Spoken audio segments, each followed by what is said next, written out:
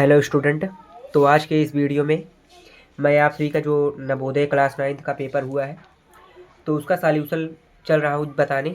तो आप सभी देख सकते हैं कि हमारे पास बुकलेट ए है, बी है, डी है और सी है। तो इतने सारे पेपर कोड हमारे पास हैं। तो चलिए आज की इस वीडियो में मैं जो पेपर कोड सी है उसका सॉल्यूशन आप लोग को देने वाला हूँ। तो चलिए आप लोग हमारे वीडियो में बने रहिएगा।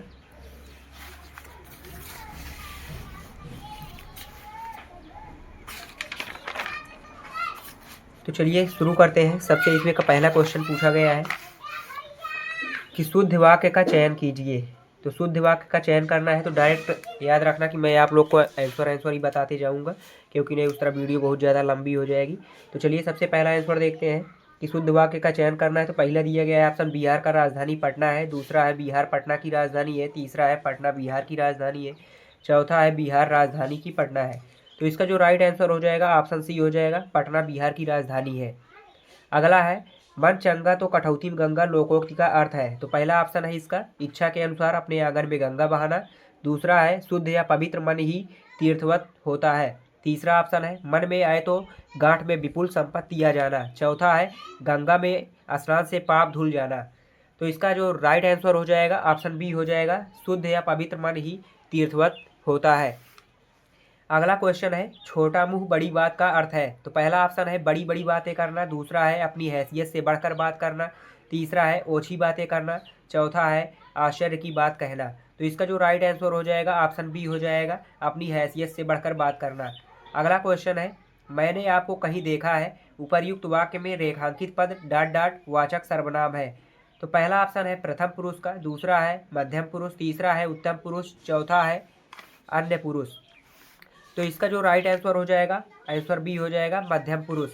अगला क्वेश्चन है नीचे दिए गए शब्दों में कौन सा शब्द अनेकार्थी है। तो पहला ऑप्शन है फल, दूसरा है कान, तीसरा है आदमी, चौथा है जल। तो इसका जो राइट आंसर हो जाएगा ऑप्शन ए हो जाएगा, फल। अगला क्वेश्चन है क्वेश्चन नंबर 6, जिस वाक्य में एक उद्देश्य और एक विधेय रहता है उस वाक्य को कहते हैं। पहला है साधारण वाक्य, दूसरा है मिश्र वाक्य, तीसरा है संयुक्त वाक्य, चौथा है क्रियात्मक वाक्य। तो इसका जो राइट आंसर हो जाएगा आंसर ए हो जाएगा, साधारण वाक्य। अगला क्वेश्चन है कोई मधुर गीत सुनाइए। रेखांकित शब्द है, पहला है सर्वनाम, पहला है संज्ञा, दूसरा है सर्वनाम, तीसरा है क्रिया, चौथा है विशेषण। तो इसका जो राइट आंसर हो जाएगा वो हो जाएगा विशेषण, यानी कि कोई मधुर गीत सुनाइए तो मधुर क्या है, एक विशेषण है। अगला क्वेश्चन है शुद्ध रूप छाटिए। पहला है राष्ट्रीय, दूसरा है राष्ट्रीय, तीसरा है राष्ट्रीय, चौथा है राष्ट्रीय। तो इसका पहला ऑप्शन हो जाएगा राष्ट्रीय, राष्ट्रीय शुद्ध है। अगला क्वेश्चन है अनुराग का विलोम शब्द है। पहला है लगन, दूसरा है राग, तीसरा है प्रेम, चौथा है विराग। तो अनुराग का जो विलोम शब्द होगा यानी कि उल्टा शब्द, तो ये ऑप्शन 4 हो जाएगा इसका, विराग। अगला क्वेश्चन है नीच का पर्यायवाची शब्द नहीं है। पहला है खल, दूसरा है दुष्ट, तीसरा है निकृष्ट। तो इसमें पूछा गया है नीच का पर्यायवाची शब्द नहीं है, तो इसका राइट आंसर हो जाएगा ऑप्शन डी, नकली। चलिए अगला क्वेश्चन देखते हैं। अगला दिया गया है पैसेज। तो चलिए पहले पैसेज को पढ़ लेते हैं। स्वाधीन भारत में चुपचाप बहुत कुछ बदल गया है। गांव में एक माध्यमिक विद्यालय खुला है, डाक खाना है, गलियों में ईंटें बिछी है और बिजली की प्रकाश व्यवस्था हुई है। अब राहत कहीं किसी क्षेत्र में दिखाई नहीं देता है। सर्वत्र नलकूपों से सिंचाई हो रही है। फसलों बीज और खाद में तथा औजारों में गुणात्मक सुधार हुआ है। सुबह सुबह बैलों के कंधों पर हल कम दिखाई देने लगे हैं। खेत खलिहानों में ट्रैक्टरों के अतिरिक्त भी नए यंत्र औजार दिखाई देने लगे हैं। आधुनिकता और ग्रामीण अर्थतंत्र के इस बदलाव ने मेरे गांव की मानसिकता और पारंपरिक आचार व्यवहार को प्रभावित ना किया हो, ऐसा भी नहीं है। तो भी दूर दराज इस बड़े शहर में वर्षों से रहने वाला मैं अपने इस गांव की मिट्टी में बसी ऐसी आत्मीय सुगंध के एहसास से अब भी पुलकित हो उठता हूँ, जो मुझे बार बार जब तब यहाँ खींच लाती है। अपने इन अशिक्षित गरीब आत्मीय जनों के सुख दुख में शामिल होकर मुझे जहाँ सुख मिलता है वहाँ कई भीतर से कुछ कुरेदता भी है, पीड़ा देता है। स्वाधीनता के इतने वर्ष बीत जाने पर भी इस परतापुर गांव में इसके नर नारियों और बच्चों में शिक्षा का अपेक्षित विकास नहीं हो पाया है। अभी भी रोजगार के विविध अवसरों और दिशाओं की खोज की प्यास इस गांव में नहीं है और अभी भी विपन्नता और पिछड़ापन इसे घुन की तरह खाए जा रहा है। विकास हुआ है और अधिक विकास की आवश्यकता है। तो चलिए ये पैसेज दिया गया है, इसी पैसेज से आपको इन सभी के प्रश्न का आंसर देना है। तो चलिए पहला प्रश्न इसमें का देखते हैं। अब राहत किसी क्षेत्र में दिखाई नहीं देता क्योंकि पहला ऑप्शन है इसका गलियों में ईंटें बिछ गई है, दूसरा है बिजली की प्रकाश व्यवस्था हो गई है, तीसरा है गांव में माध्यमिक विद्यालय खुल गए हैं, चौथा है सर्वत्र नलकूपों से सिंचाई हो रही है। तो यहाँ पे आप लोग देख सकते हैं कि पहला जो है इसमें प्रश्न कहा गया है अब राहत किसी क्षेत्र में नहीं दिखाई देता है, पैसेज में यहाँ पे दिया गया है अब राहत कहीं किसी क्षेत्र में दिखाई नहीं देता क्योंकि सर्वत्र नलकूपों से सिंचाई हो रही है। तो इसका राइट आंसर हो जाएगा ऑप्शन डी, सर्वत्र नलकूपों से सिंचाई हो रही है। चलिए इसका अगला क्वेश्चन देखते हैं। अगला क्वेश्चन है अनुच्छेद का लेखक गांव को देखकर दुखी है क्योंकि पहला ऑप्शन है विपन्नता और पिछड़ापन इसे घुन की तरह खाए जा रहा है, दूसरा दिया गया चुपचाप बहुत कुछ बदल गया है, तीसरा है विविध अवसरों और दिशाओं की खोज हो रही है, चौथा है आत्मीय जनों के सुख दुख में शामिल नहीं हो पा रहा है। तो इसका जो राइट आंसर हो जाएगा विपन्नता और पिछड़ापन इसे घुन की तरह खाए जा रहा है, जो कि यहाँ पे दिया गया है विपन्नता और पिछड़ापन इसे घुन की तरह खाए जा रहा है। इससे क्या हो गया है गाँव अनुच्छेद का लेखक जो है गांव को देखकर दुखी है। तो चलिए अगला क्वेश्चन देखते हैं। अगला क्वेश्चन है बैलों के कंधों पर हल कम दिखाई देने लगे हैं, कहा गया है क्योंकि ऑप्शन ए है बैल कंधों पर हल नहीं रखने देते, बैलों के कंधे कमजोर हो गए हैं, तीसरा है बैलों की जगह ट्रैक्टर और नए यंत्र औजार आ गए हैं, चौथा है किसान बैलों को हल में नहीं जोतना चाहता। तो इसका जो राइट आंसर हो जाएगा ऑप्शन सी हो जाएगा, बैलों की जगह ट्रैक्टर और नए यंत्र औजार आ गए हैं। तो आप लोग देख सकते हैं कि पैसेज में इसका राइट आंसर यहाँ पे दिया गया, खेत खलिहानों में ट्रैक्टरों के अतिरिक्त भी नए यंत्र और औजार दिखाई देने लगे हैं। तो चलिए अगला क्वेश्चन देखते हैं। अगला क्वेश्चन दिया गया है गांव की मानसिकता और पारंपरिक आचार व्यवहार प्रभावित हुए हैं क्योंकि पहला ऑप्शन है गांव का आदमी पुरानी चीज़ें पसंद नहीं करता, दूसरा है गांव में क्रांति हो गई है, तीसरा है गांव के कुछ लोग शहर चले गए हैं, चौथा है आधुनिकता और ग्रामीण अर्थतंत्र के बदलाव ने ग्रामीण समाज को प्रभावित किया है। तो इसका राइट आंसर हो जाएगा ऑप्शन डी, आधुनिकता और ग्रामीण अर्थतंत्र के बदलाव ने ग्रामीण समाज को प्रभावित किया है, जो कि यहाँ पे पैसेज में दिया गया है। आधुनिकता और ग्रामीण अर्थतंत्र के इस बदलाव ने मेरे गाँव की मानसिकता।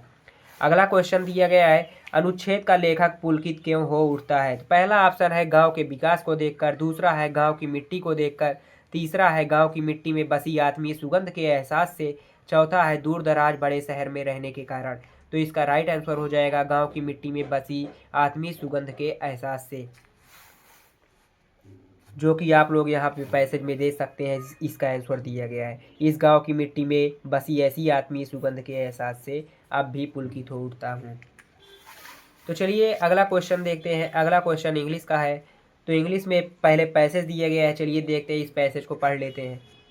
तो पैसेज दिया गया है since the early 1900 many glaciers around the world have been melting rapidly. Human activities are at the root of this phenomenon, specifically since the industrial revolution. Carbon dioxide and other greenhouse gas emissions have raised temperatures ever higher in the poles, and as a result glaciers are rapidly melting, calving off into the sea and retreating on land. Scientists project that if emissions continue to rise unchecked, the Arctic could be ice free in the summer as soon as the year 2040 as ocean and air temperatures continue to rise rapidly.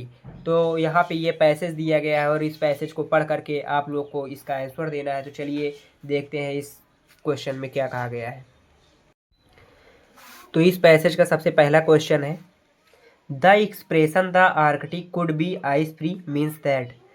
पहला option है इसका there will be no Arctic circle, दूसरा है the Arctic will become a new land mass, तीसरा है all Arctic ice will have melted, चौथा है the entire Arctic will be submerged. यानी कि इसमें कहा गया है प्रश्न में आर्कटिक बर्फ मुक्त हो सकती है, इस अभिव्यक्ति का अर्थ है। तो इसमें कहा गया है आर्कटिक अर्थ मुक्त हो सकता है, इस अभिव्यक्ति का अर्थ बताना है हमको। तो यानी कि इसका जो राइट आंसर हो जाएगा ऑप्शन सी हो जाएगा all Arctic ice will have melted, यानी कि जो आर्कटिक की बर्फ है वो सभी क्या हो जाएंगे, पिघल जाएंगी। तो चलिए अगला क्वेश्चन देखते हैं। अगला क्वेश्चन है इसमें का, human activities are at the root of this phenomenon, the term this phenomenon refers to.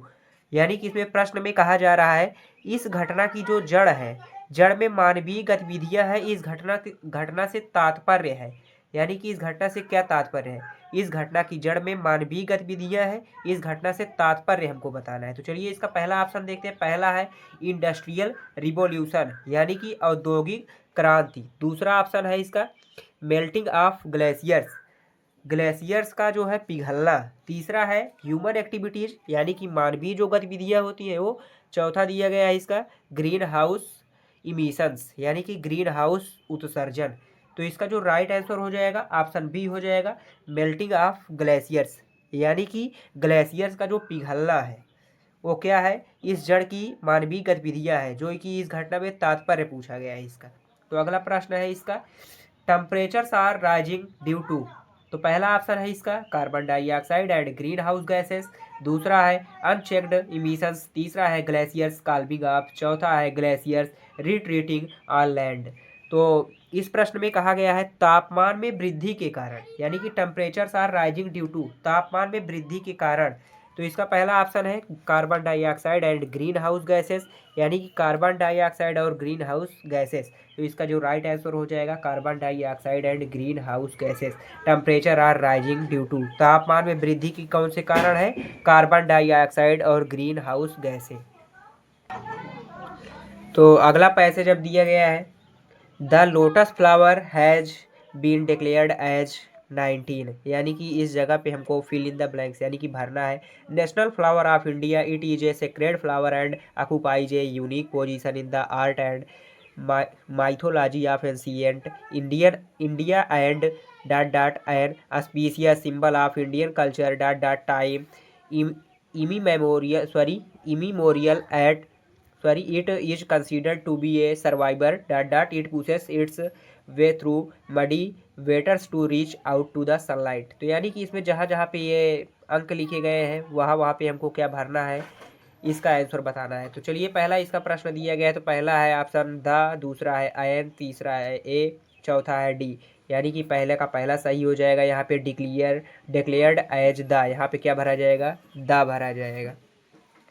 तो चलिए अगला देखते हैं। दूसरा है पहला ऑप्शन है बीन, तीसरा है हैज बीन, दूसरा है हैज बीन, तीसरा है हैड बीन, चौथा है बिल हैव बीन। तो इसका जो राइट आंसर हो जाएगा ऑप्शन बी हो जाएगा हैज बीन। यानी कि यहाँ पे जो 20 है, 20 की जगह पे क्या लिखा जाएगा, has been. India and has been an species. तो चलिए अगला इसका प्रश्न देखते हैं। अगला है पहला ऑप्शन है इसका फ्रॉम, दूसरा है फॉर, तीसरा है बिफोर, चौथा है सिंस। तो यानी कि यहाँ पे 21 की जगह पे क्या भरा जाएगा, ऑप्शन डी सिंस भरा जाएगा। अगला चलिए देखते हैं 22 की जगह पे क्या भरा जाएगा। तो पहला ऑप्शन है इसका बिकॉज, दूसरा है ऑल थ्रू, तीसरा है एंड, चौथा है सो। तो पहला इसका राइट आंसर हो जाएगा बिकॉज। तो यहाँ पे 22 की जगह पे क्या भरा जाएगा, बिकॉज भरा जाएगा। तो चलिए अगला प्रश्न देखते हैं इसका। तो अगला प्रश्न है इसका choose the word opposite in meaning to the underlined word. तो प्रश्न दिया गया है Lord Rama was kind to the squirrel. तो यहाँ पे जो काइंड है, काइंड का हमको अपोजिट वर्ड बताना है। तो पहला ऑप्शन है हैप्पी, दूसरा है सैड, तीसरा है गुड, चौथा है क्रूअल। तो इसका जो राइट आंसर हो जाएगा ऑप्शन डी हो जाएगा क्रूअल। चलिए अगला क्वेश्चन देखते हैं। अगला क्वेश्चन है 24वां 24, choose the word similar in meaning to the underlined word, the traffic on the road kept him fully occupied. तो पहला ऑप्शन इसका स्टेल्ड, दूसरा है बिजी, तीसरा है वरीड, चौथा है डिलेड। तो इसका जो राइट आंसर हो जाएगा बिजी हो जाएगा। चलिए अगला प्रश्न देखते हैं। Read the sentence given below and choose the option which correctly change it into passive voice. पहला है इसको पैसिव वॉइस में चेंज करना है। तो बीना फॉरगॉट द काउज, तो इसको चेंज करना है। तो पहला ऑप्शन इसका दिया गया the cows had been forgotten by Beena. दूसरा ऑप्शन है the cows were forgotten by बीना।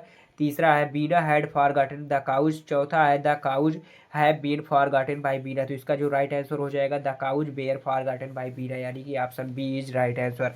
अगला क्वेश्चन देखते हैं। Question number 26 28, answer this question by choosing the most appropriate option to fill in the blanks, यानी कि फिल इन द ब्लैंक्स दिया गया है तो I dot dot I had dot eaten a गवावा। पहला ऑप्शन है बिस, दूसरा है विशेष, तीसरा है बिस्ट, चौथा है इसका बिसिंग। तो इसका राइट आंसर हो जाएगा option C best. I best I had not eaten a guava. चलिए अगला प्रश्न देखते हैं। अगला प्रश्न है I am sorry there is dot dot sugar left. पहला ऑप्शन है द लिटिल, दूसरा है वेरी लिटिल, तीसरा है एनफ, चौथा है फेवर। तो इसका जो राइट आंसर हो जाएगा ऑप्शन बी हो जाएगा वेरी लिटिल। इसका सॉरी अगला क्वेश्चन देखते हैं 28 they dot dot gone out I don't see any lights in the house. तो पहला ऑप्शन है सेल हैव, दूसरा है मस्ट हैव, तीसरा है कैन हैव, चौथा है बिल हैव। तो इसका जो राइट आंसर हो जाएगा बिल हैव। तो दे बिल हैव गॉन आउट। अगला क्वेश्चन देखते हैं। अगला क्वेश्चन है choose one word substitute for the following expression, यानी कि वन वर्ड सब्स्टिट्यूशन दिया गया है वाक्यांश के लिए एक शब्द। One who does not believe in the presence of God. पहला ऑप्शन है थीस्ट, दूसरा है पॉलीथिस्ट, तीसरा है मोनोथिस्ट, चौथा है अथिस्ट। तो इसका जो राइट आंसर हो जाएगा अथिस्ट। अगला क्वेश्चन है choose the option that has correctly change the following into indirect speech, यानी कि इनडायरेक्ट स्पीच में इसको चेंज करना है। तो इसका जो पहला सॉरी इसका जो प्रश्न दिया गया है Venkat said Anitha will you come with me to the market. तो पहला इसका ऑप्शन दिया गया है Venkat asked Anitha if she will go with him to the market. दूसरा है Venkat asked Anitha if she would go with him to the market. तीसरा है Venkat asked Anitha would she come with him to the market. चौथा है Venkat asked Anitha if she would come with him to the market. तो इसका जो right answer हो जाएगा option B हो जाएगा Venkat asked Anitha if she would go with him to the market. चलिए अब अगला क्वेश्चन देखते हैं। अगला क्वेश्चन है मैथमेटिक्स से। तो मैं आप लोग को बता दूं कि इसका मैं डायरेक्ट आंसर ही बताऊंगा, तो आप लोग अपना सॉल्व कर लेना। तो चलिए पहला क्वेश्चन इसका देखते हैं। तो निम्नलिखित में से किसके घनमूल में इकाई का अंक 7 होगा, यानी कि दिया गया है 35,937, 42,875, 19,683, 46,656। तो इसका जो राइट आंसर हो जाएगा ऑप्शन सी हो जाएगा 19,643, सॉरी 19,683। तो अगला क्वेश्चन दिया गया है तीन संख्याएं 2:3:5 के अनुपात में है, इन संख्याओं के घनों का योगफल 54,880 है, ये संख्याएं हैं। तो पहला ऑप्शन है 14, 21, 35, दूसरा है 12, 15, 17, तीसरा है 14, 18, 21, चौथा है 21, 28, 32। तो इसका जो राइट आंसर हो जाएगा 14, 21, 35। अगला क्वेश्चन है इसका वह न्यूनतम संख्या जिससे 648 को भाग देने पर एक पूर्ण घन प्राप्त होता है। तो पहला ऑप्शन इसका 1 है, दूसरा बी वाला है 2, तीसरा है 3, चौथा है 4। तो इसका जो राइट आंसर हो जाएगा ऑप्शन सी हो जाएगा। एक पूर्ण वर्ग संख्या में इकाई के स्थान पर निम्नलिखित अंक कभी भी नहीं हो सकता है। तो इसका जो राइट आंसर होगा ऑप्शन डी हो जाएगा 8। अगला क्वेश्चन है अंडर रूट थ्री वर्गमूल 27 दिया गया है प्लस 3 वर्गमूल 0.008 प्लस 3 वर्गमूल, यानी कि इसको एक घन पढ़ते हैं 0.064 को सरल करने पर प्राप्त होता है। तो इसका जो राइट आंसर हो जाएगा ऑप्शन डी 3.6। जब इसको हम सरल करेंगे तो क्या प्राप्त होगा 3.6 प्राप्त होगा। अगला प्रश्न दिया गया है, सॉरी इसमें इंग्लिश में वही दिया गया है। इसका जो अगला प्रश्न है 2,000 रुपये पर 3 वर्ष का चक्रवृद्धि ब्याज, जबकि ब्याज की दर 10% वार्षिक है और ब्याज प्रतिवर्ष संयोजित होता है। तो इसका पहला है 331 रुपये, दूसरा है 662 रुपये, तीसरा ऑप्शन है 242 रुपये, चौथा है 402 रुपये। तो इसका जो राइट आंसर हो जाएगा 662 रुपये होगा। अगला क्वेश्चन है एक क्रिकेट बल्ले का मूल्य घटाकर आधा कर दिया तथा इस मूल्य को फिर 10% घटा दिया, इस प्रकार अंतिम मूल्य वास्तविक मूल्य का कितने प्रतिशत है। तो इसका जो राइट आंसर हो जाएगा ऑप्शन सी हो जाएगा 45%।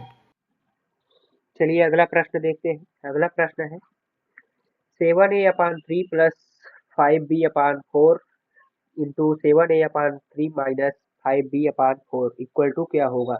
तो पहला ऑप्शन है इसका 10/9b² माइनस 25/16a²। दूसरा है इसका 49/9a² माइनस 25/16b²। तीसरा ऑप्शन है इसका 7/9a² माइनस 5 इंटू 16b²। चौथा है इसका 7/3a² माइनस 25/4b²। तो इसका जो राइट आंसर हो जाएगा ऑप्शन बी हो जाएगा 49/9a² माइनस 25/16b²। अगला प्रश्न चलिए देखते हैं। अगला प्रश्न दिया गया है 44 व्यक्ति एक कार्य को 15 दिन में पूरा कर सकते हैं। इस कार्य को 11 दिन में पूरा करने के लिए कितने व्यक्तियों की आवश्यकता पड़ेगी? तो इसका ऑप्शन है 50, दूसरा 55, तीसरा है 60, चौथा है 80। तो इसका जो राइट आंसर हो जाएगा 60।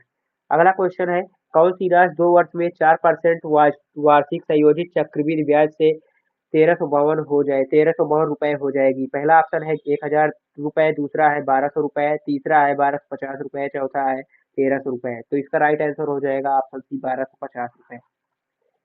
चलिए अगला प्रश्न देखते हैं। अगला प्रश्न है, 7 के 4 क्रमागत गुणजों का योगफल 294 है, सबसे छोटा गुणज होगा। पहला ऑप्शन है 63, दूसरा है 77, 77, तीसरा है 84, चौथा है 98। तो इसका जो राइट आंसर हो जाएगा ऑप्शन ए हो जाएगा 63।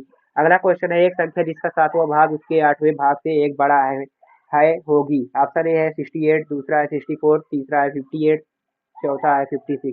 तो इसका राइट आंसर हो जाएगा ऑप्शन डी हो जाएगा 56। अगला क्वेश्चन है, निम्नलिखित में से कौन सी संख्या पूर्ण घन नहीं है? ऑप्शन ए है 100, दूसरा है 216, तीसरा है 1000, चौथा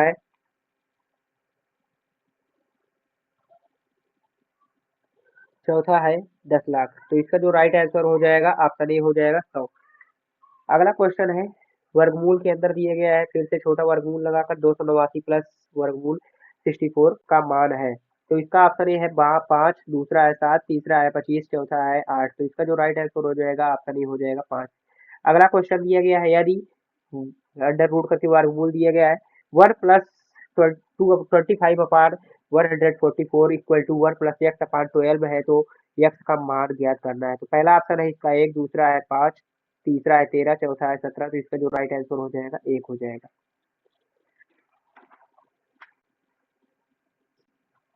तो आज की वीडियो में बस इतना ही, मिलते हैं नेक्स्ट वीडियो में। तो इसका जो आज के इस पार्ट में हमने 45 क्वेश्चन करवाए हैं, तो बाकी के प्रश्न अगले पार्ट में आएंगे। तो चलिए आज के इस वीडियो में बस इतना ही, मिलते हैं नेक्स्ट वीडियो में। तब तक के लिए बाय बाय, टेक केयर।